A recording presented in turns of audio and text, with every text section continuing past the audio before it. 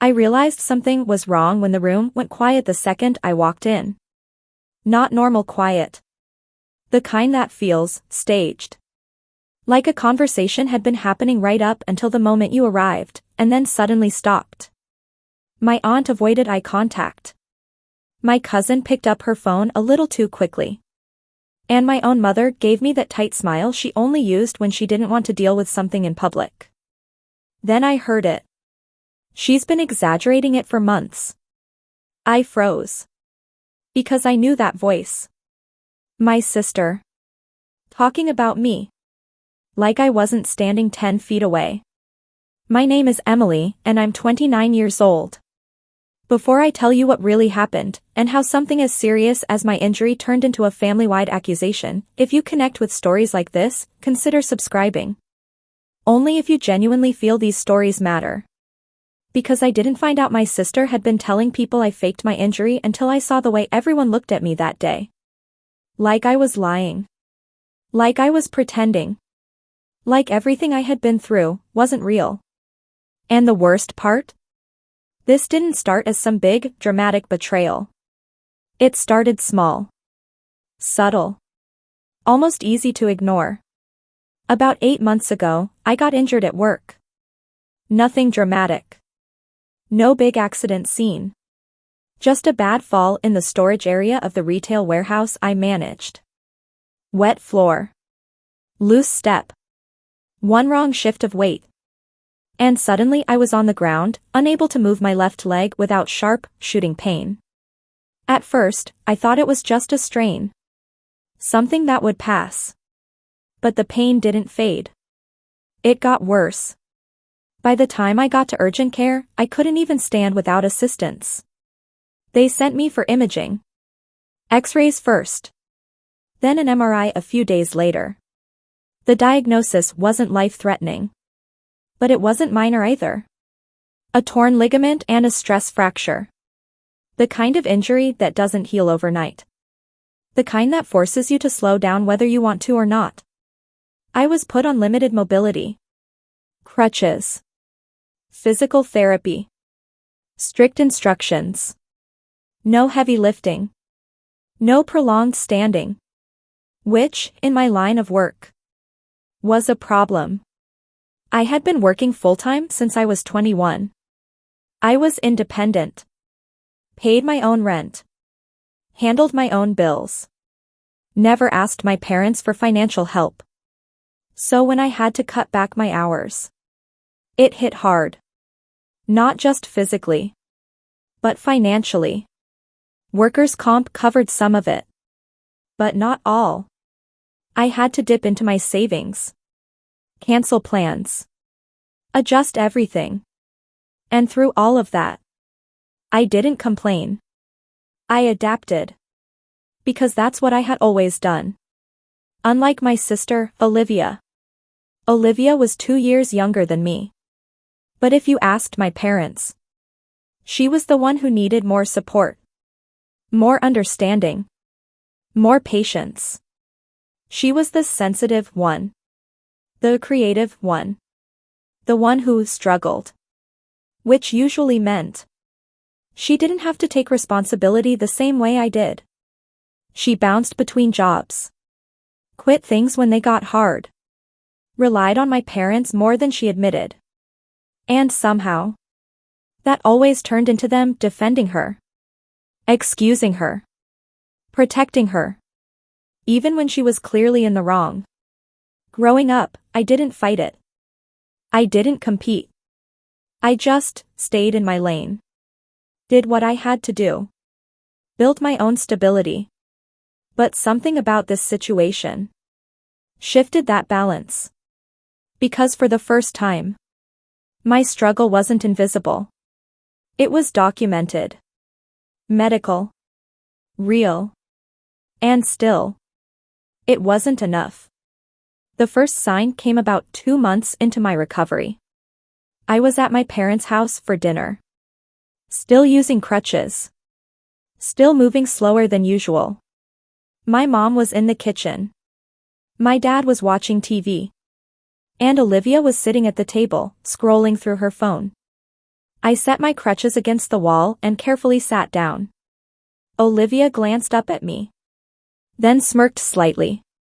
Still doing the whole crutches thing, she said. I blinked.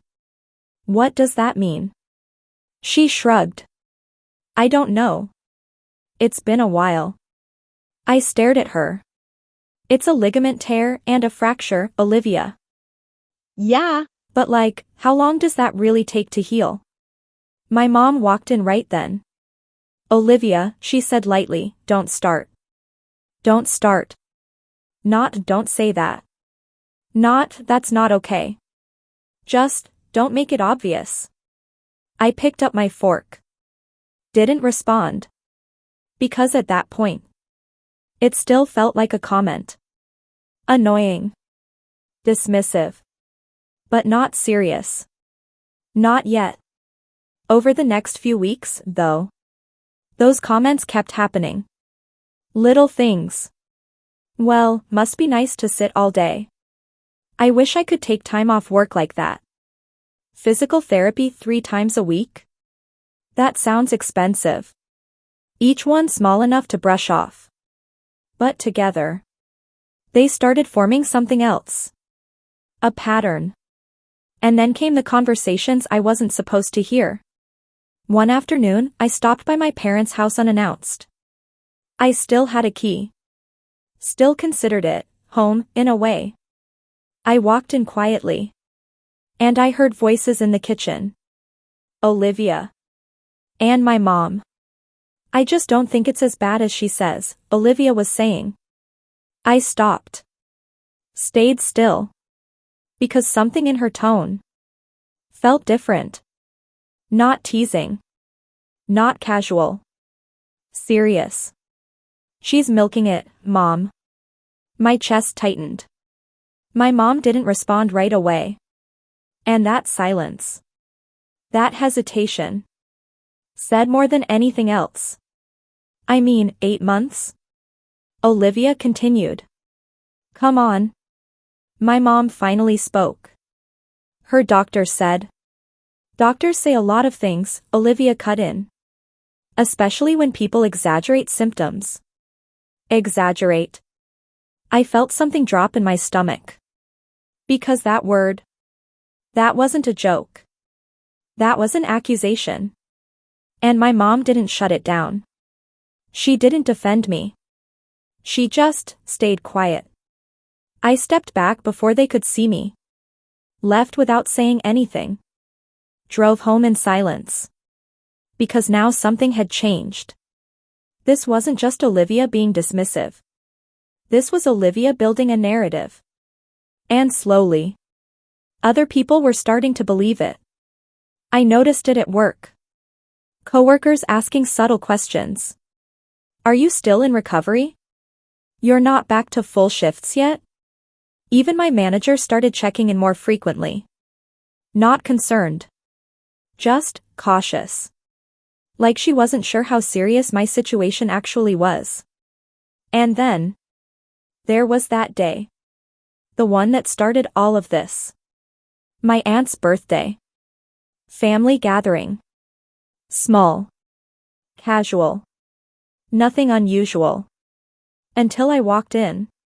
And realized I wasn't being seen the same way anymore. Not as someone recovering. But as someone being watched. Evaluated. Judged. And when I heard Olivia say those words out loud. She's been exaggerating it for months. Everything finally made sense. This wasn't accidental. This wasn't a misunderstanding. This was intentional. And I hadn't even seen the worst of it yet. I didn't confront her that day. Not at my aunt's house. Not in front of everyone. Because the moment I heard those words, I understood something important. This wasn't a single comment. This wasn't even just Olivia being careless. This was something she had been repeating. To multiple people. Over time. And by the way the room reacted when I walked in. It had already spread. So instead of reacting, I observed. I stayed for another hour. Sat through conversations. Watched how people interacted with me. And the difference was subtle. But it was there. My cousin didn't ask how my recovery was going. She asked, "Are you feeling better now?" My aunt gave me a polite smile instead of the usual concern. Even my dad didn't bring up my therapy like he normally did. It was like everyone had quietly adjusted their understanding of my situation. And no one had told me. On the drive home, I kept replaying everything. Not emotionally. Not angrily. Just carefully.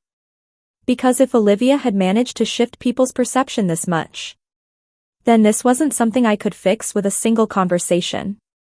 This required proof. Clear. Undeniable. And presented in a way that couldn't be twisted.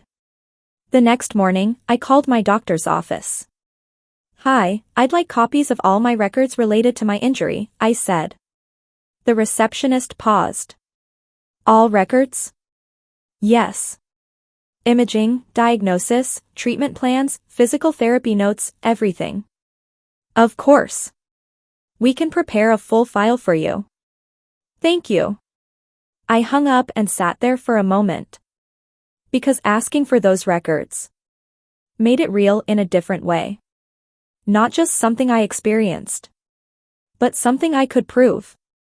Later that afternoon, I had a physical therapy session. My therapist, Mark, had been working with me since the beginning. He knew my progress. My setbacks. The days I pushed too hard. The days I couldn't even complete basic exercises.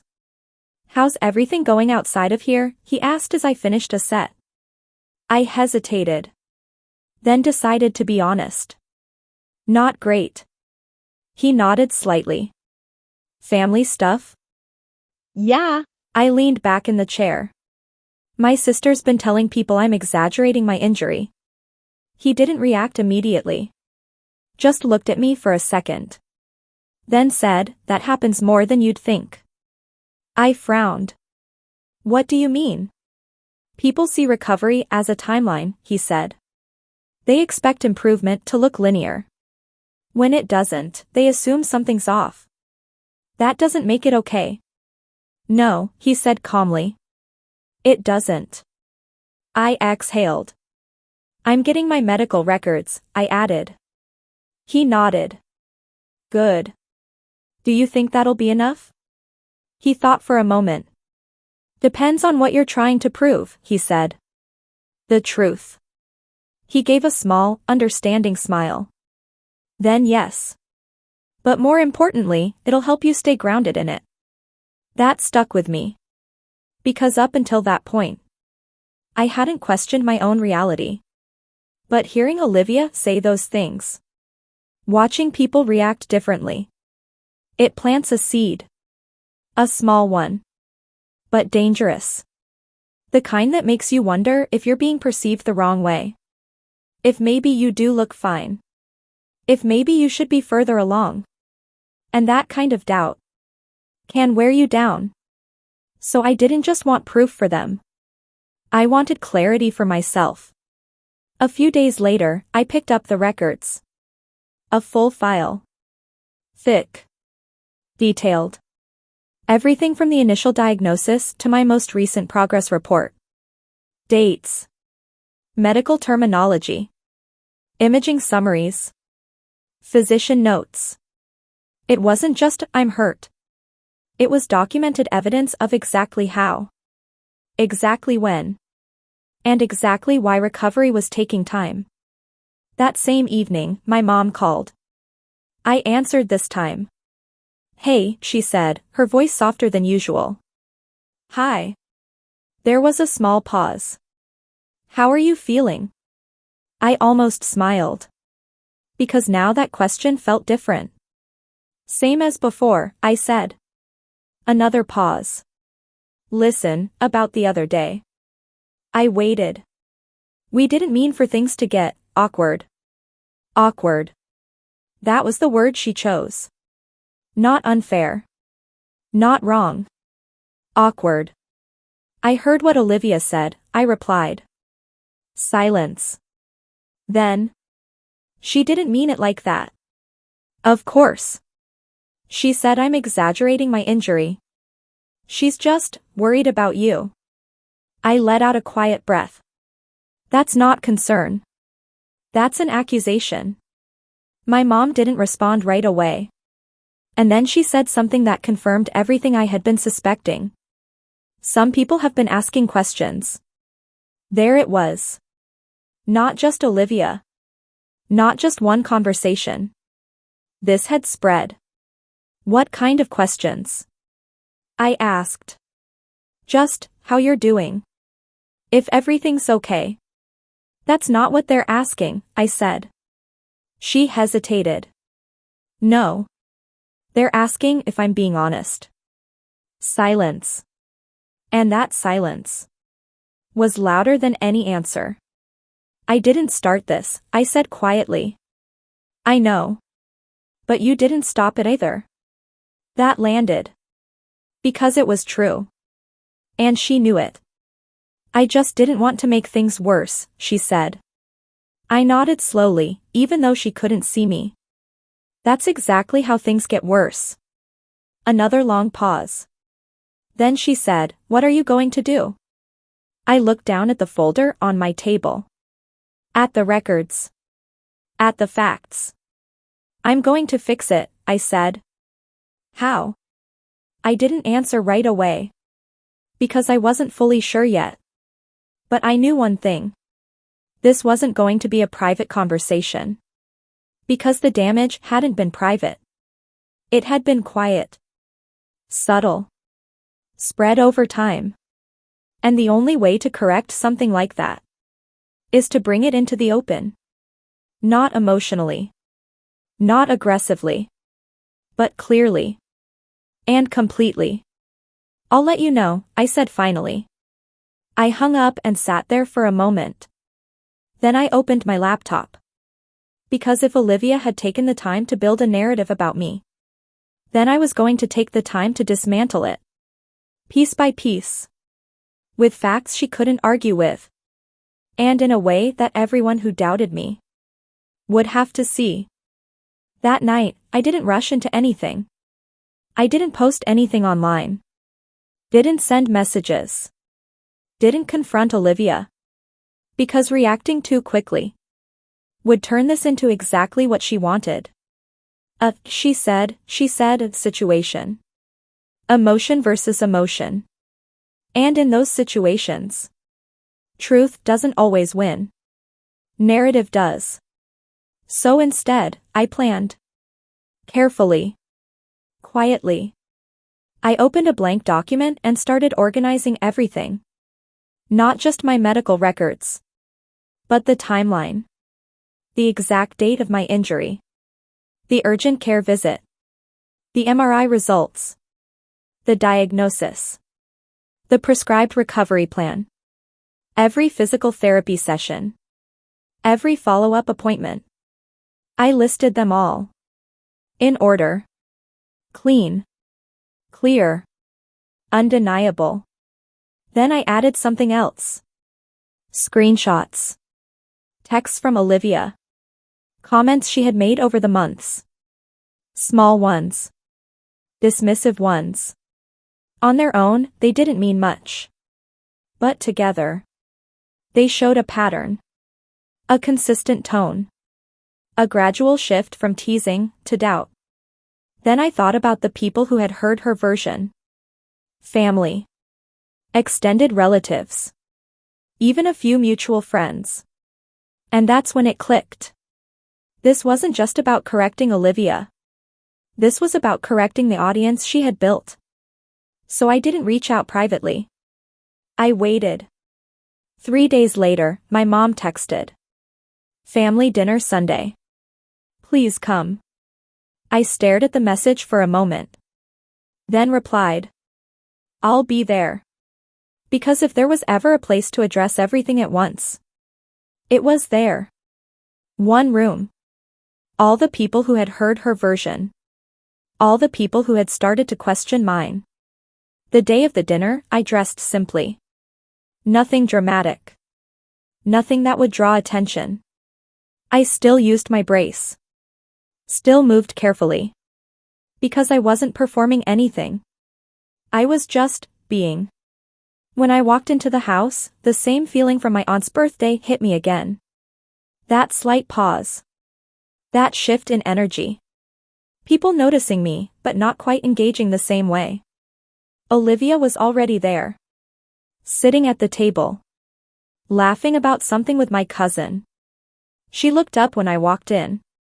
And for a second. There was something in her expression. Not guilt. Not concern. Just curiosity. Like she was wondering how I'd act. I smiled slightly. Not warmly. Just enough. Then I sat down. Dinner started normally. Small talk. Work updates. Random stories. The usual. And I let it happen. Didn't interrupt. Didn't rush. Because timing mattered. About halfway through the meal, my aunt said something. "Emily, are you still doing therapy?" There it was. The opening. I looked at her. "Yeah," I said calmly. 3 times a week. She nodded. "That seems like a lot." I smiled slightly. "It is. But it's part of the recovery plan." Olivia let out a small laugh. Not loud. But enough. "Still," she said. The table went quiet. Not fully silent. But attentive. Watching. Waiting. I looked at her. "Yeah," I said. "Still." She shrugged.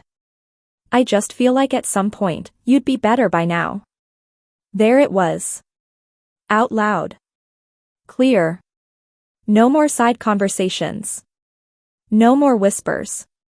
Right in front of everyone. And instead of reacting, I reached down and pulled the folder from my bag. Placed it gently on the table. "What's that?" my dad asked. "My medical records," I said. That shifted everything. People leaned in slightly. Not dramatically. But enough. Because now. This wasn't just a conversation. It was something more. I opened the folder. Pulled out the first page. "This is my MRI report from the week of the injury," I said. I slid it toward the center. My diagnosis. Torn ligament. Stress fracture. Silence. Then I placed the next document down. "This is the treatment plan.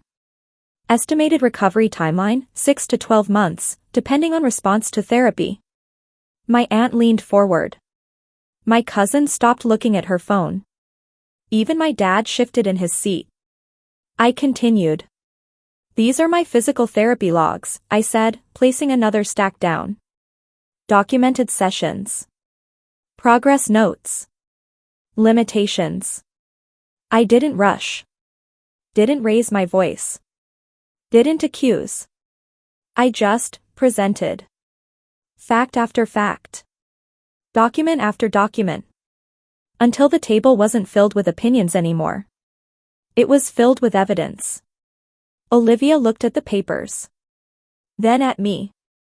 "You didn't have to do all this," she said. I met her gaze. I did. Silence. Because now. There was no room left for interpretation. No space for, "I think," or "it seems like." Only what was real. My mom looked at the documents. Her expression shifted. From uncertainty to realization. My dad cleared his throat. "Well, that's pretty clear." Pretty clear. I almost smiled. Because that was the closest thing to acknowledgement I was going to get from him. My aunt spoke next. I had no idea it was that serious. I nodded. "Because no one asked me," I said. That landed. Soft. But direct. Then I looked back at Olivia. And this time. My voice changed slightly. Still calm. But sharper. You told people I was exaggerating. She shifted in her seat. I didn't. You did, I said. Not louder. Just firmer. She looked around the table. At everyone now looking at her. And for the first time. She didn't have control of the narrative. I just said it didn't seem that bad, she muttered. That's not what you said, I replied. And then I did something she wasn't expecting. I pulled out my phone. Opened the notes I had saved. And read it. She's milking it, Mom. Silence. Complete silence. My mom's head turned slowly toward Olivia. Olivia's face changed. Just slightly. But enough. I didn't mean it like that, she said quickly. I held her gaze. How did you mean it? She didn't answer. Because there was no version of that sentence that sounded better. I leaned back slightly. I didn't say anything before, I said. Because I thought it was just comments. I let that sink in. But this? I gestured to the table. This is different. No one interrupted. No one defended her. Because now. They had everything. The words. The records. The truth. And it all pointed in one direction. For the first time in months. I wasn't the one being questioned. She was.